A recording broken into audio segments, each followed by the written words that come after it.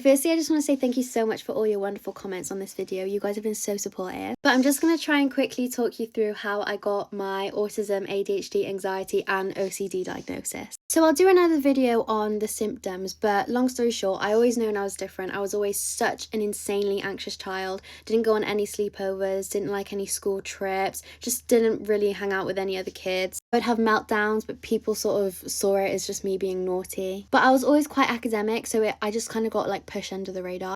But when I got to year 7, when I was in a classroom, I had extreme like stomach pains. I was sweating, I was so hot, and I didn't know what it was. And it got to the point where I just struggled so much to even be in school. And I thought I had something wrong with me. I thought I had an illness. So I was going back and forth to the hospital. My parents didn't understand what was wrong with me either. We all thought I had an illness. Then moving on to year 8, my anxiety got so bad that I just couldn't go to school. And my parents didn't understand what was wrong with me. I was just saying like, I'm really ill, I can't go into school. And obviously they were getting angry at me because I wasn't going in. Then in year 9, I started to decline academically. I remember my physics teacher being so mad at me.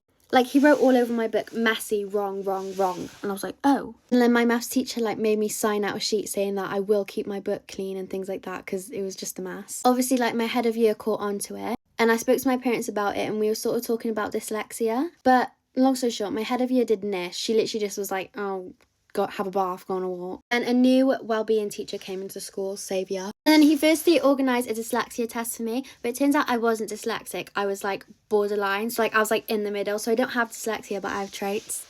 And I basically just told him everything that was going on, and he organised a meeting for me with the neurodevelopmental team, which is a part of the NHS.